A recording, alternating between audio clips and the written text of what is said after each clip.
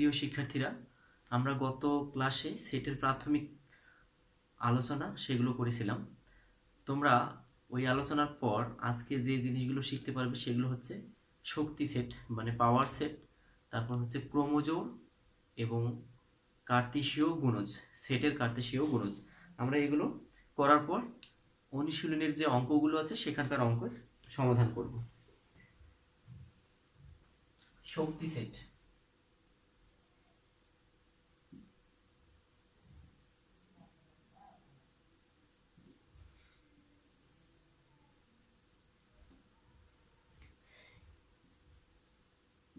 A equal 2 3। এ সেটের উপাদান দুটি। এই সেটের শক্তি সেট কি হবে? এটা কি লিখতে হবে? পাওয়ার সেট অফ এ। এ সেটের শক্তি সেটকে লেখা হয় পি অফ এ, মানে পাওয়ার সেট অফ এ। এটার শক্তি সেট আমাদেরকে ফাইন্ড আউট করতে হবে। তাহলে কি হবে? 2 3, তারপর 2 3, কিছু নাই মানে ওরি বা ফাঁকা সেট। এবং এটা টোটালটাই, এই শক্তি সেটটা একটা সেট।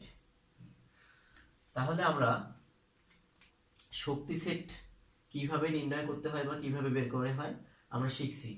যে এই সেটের উপাদান দুটি আছে, সুতরাং এখানে আমরা শক্তি সেটের উপাদান সংখ্যা পাচ্ছি 4। এভাবে যদি আমরা দেখি, যদি 3 থাকতো আর কি, এখানে a ইকুয়াল 2 3 4 এরকম আছে, তাহলে আমাদের এখানে লিখতে হতো 2 এর পাওয়ার কিউব সমান কত? 8। মানে এখানে 8টা বের হতো আর কি উপাদান।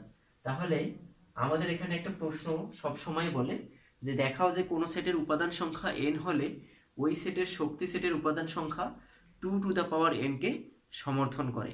এই প্রশ্নটা খুবই সিম্পল কোশ্চেন, কিন্তু অনেকবার পরীক্ষায় এসেছে বা আসতেই থাকবে এই প্রশ্নগুলো। তাহলে 2 টু দ্য পাওয়ার n কে কি করে সমর্থন করে? আমরা দেখব যে 2 টু দ্য পাওয়ার n কে সমর্থন করে, বিকজ n হচ্ছে এই সেটের উপাদান সংখ্যা। তাহলে আমরা পাওয়ার সেট বা শক্তি সেট যেটা পাবো সেই সেটটি হবে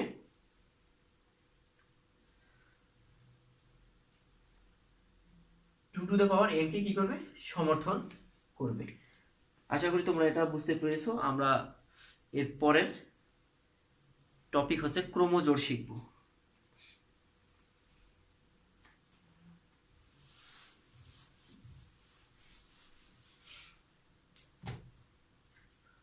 ওকে, ক্রোমোজোড়।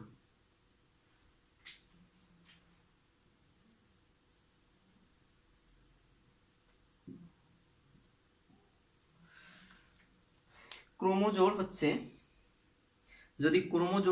যদি কোনো ক্রোমোজোড়ের প্রথম উপাদান বা পদ x এবং দ্বিতীয় উপাদান বা পদ y হয়, তবে ক্রোমোজোড়টিকে x, y দ্বারা প্রকাশ করা হয়। আমি লিখে দেখাই।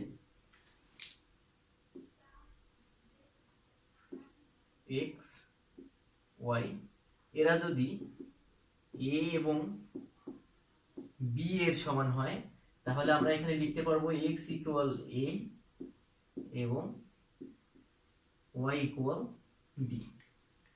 এটাই হচ্ছে ক্রোমোজোড়। সাধারণত কিছু এখানে একটা রাশি, এখানে একটা রাশি, ডান দিকেও এরকম একইভাবে দুইটা রাশি থাকতে পারে। তখন আমরা কি করব? এখানকার প্রথমেরটার সাথে এখানকার প্রথমেরটা, এখানকার দ্বিতীয়টা পরস্পর কি হবে? সমান হবে। এটাই হচ্ছে ক্রোমোজোড়ের ঘটনাটা। ক্রোমোজোড় এভাবে আর কি, যে একজোড়া উপাদানের মধ্যে কোনটি প্রথম অবস্থানে আর কোনটি দ্বিতীয় অবস্থানে থাকবে তা নির্দিষ্ট করে জোড় আকারে প্রকাশ করাকে ক্রোমোজোড় বলা হয়। আমরা এখন কার্তেশীয় গুণজ, এটা আর কি কার্টেসিয়ান প্রোডাক্ট যেটা, সেটা শিখবো। যাই হোক, এটা অঙ্ক করার সময় লাগবে, আমরা সেটা তখন করব।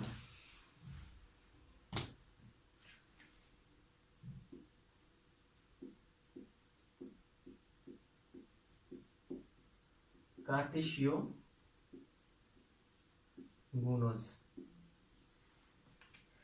আমরা যদি দেখি কার্টেশীয় গুণজটা হচ্ছে এরকম, এ সেটের উপাদান এ বি, বি সেটের উপাদান 2 5।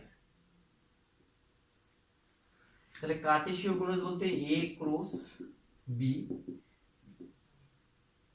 লিখে ফেলবো উপাদানগুলো, ক্রস 2 5। এখন আমাদেরকে লিখতে হবে এ এর সাথে 2।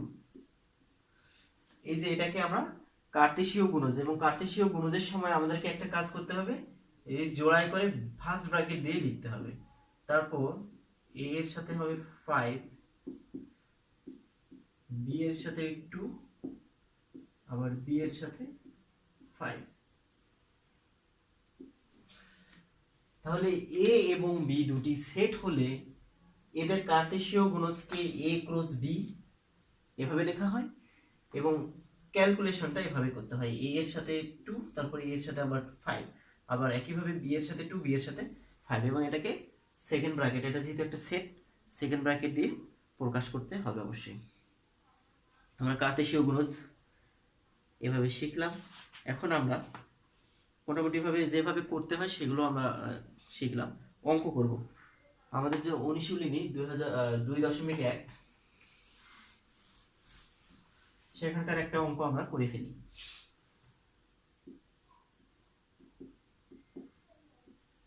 অনু 2.1 এর ক কি বলেছে এখানে,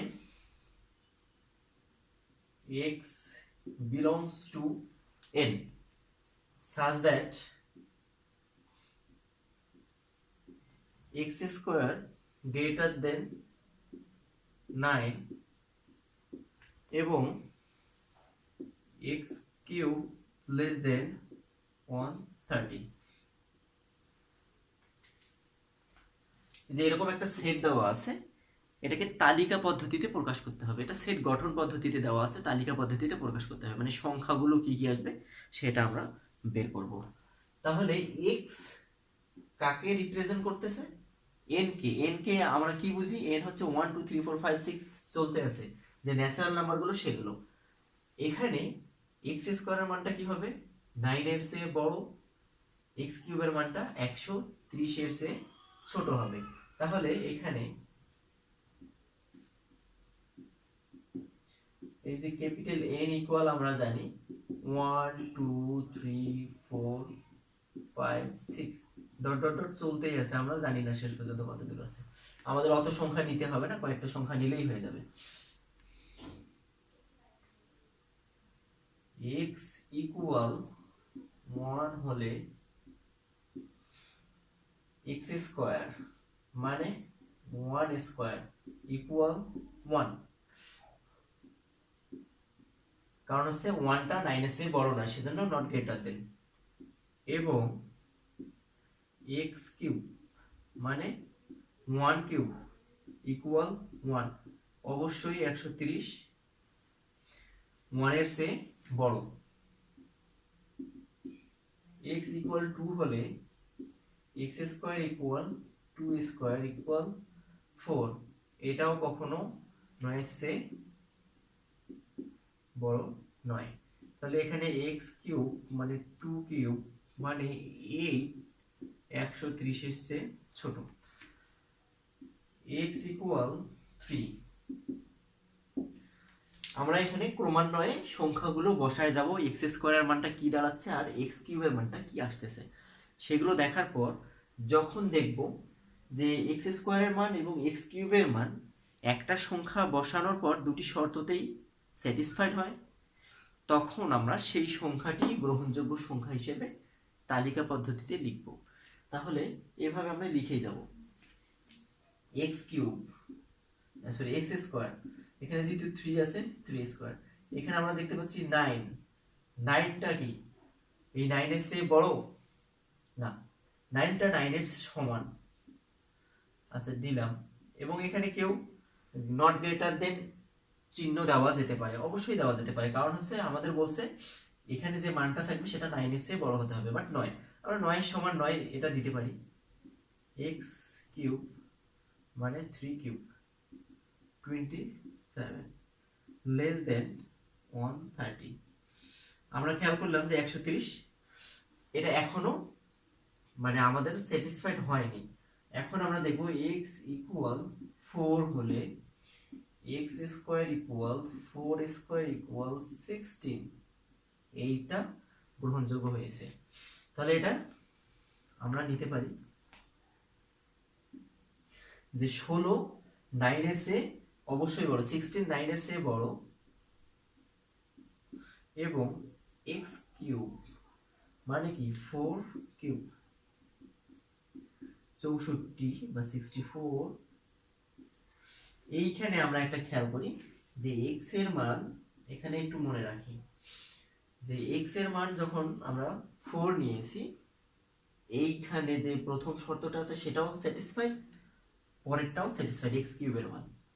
তাহলে আবার আমরা x ইকুয়াল যখন 5 নেব, x square equal 5 square equal 25 greater than 9 এবং x cube equal 5 cube 125 less than 130। ওকে, আমরা যখন এখানেও দেখতে পাচ্ছি যে x ইকুয়াল যখন 5 নিলাম, x ইকুয়াল যখন 5 নিলাম তখন কি পাচ্ছি 25 যেটা 9 এর চেয়ে বড়, 125 যেটা 130 এর চেয়ে ছোট। এটা গ্রহণযোগ্য হলো। আমরা পরের সংখ্যাটা নিলেই কিন্তু আর এই জায়গায় এসে স্যাটিসফাইড হবে না, বিকজ এখানে যত মান নেই বাড়াই না কেন সব স্যাটিসফাইড হবে, সিদ্ধ করবে, কিন্তু এখানে সম্ভব নয়। আচ্ছা দেখি x ইকুয়াল 6 হলে x square equal 6x square equal 36 greater than 9 এবং x কিউব মানে কি 6 কিউব। এখানে আমরা 6 এর উপর কিউব দিচ্ছি, তাহলে হচ্ছে 36 6 6 36 3 6 18 216, যেটা এই যে 216 যেটা 130 এর চেয়ে এটাই বড় এটা ছোট, তাহলে আমাদের শর্তটা এখানে মিলে যাচ্ছে না। তাহলে এর পরের সংখ্যা নিলে আমাদের প্রথমেরটা মিলে যাবে কিন্তু পরেরটা মিলবে না, সেই কারণে আমরা আর পরের সংখ্যাগুলো নেব না। তাহলে শর্ত অনুসারে কি গ্রহণযোগ্য সংখ্যাগুলো কি কি হবে? অতএব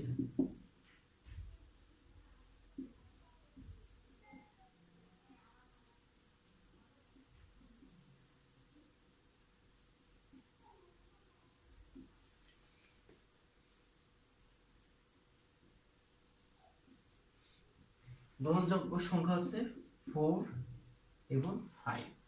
4 এবং 5 এই দুটো হচ্ছে গ্রহণযোগ্য সংখ্যা। আর আমরা এটাকে যেহেতু তালিকা পদ্ধতিতে লিখতে হবে, তাহলে উত্তর লেখার সময় কি লিখবো? সেকেন্ড ব্র্যাকেট দিয়ে লিখবো যে 4, 5, তাহলে আমাদের রেজাল্ট পেয়ে যাবো। তাহলে তোমরা দেখে নাও অঙ্কটা এভাবে।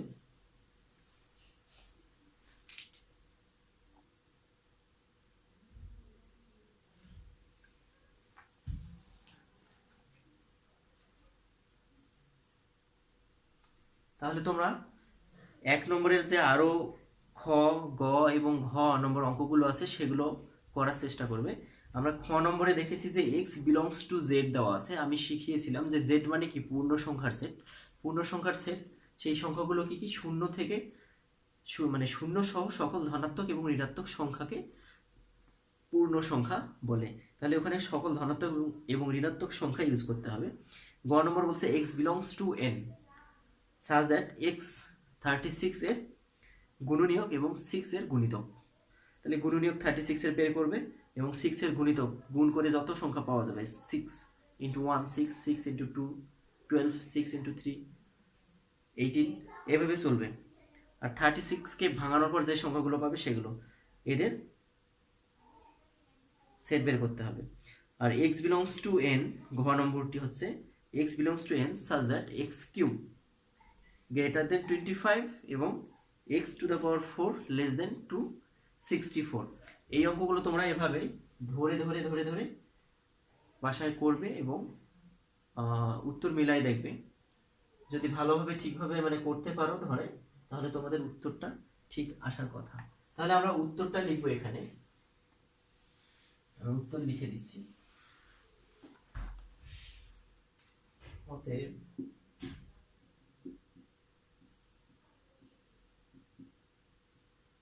নির্ণেয় সেট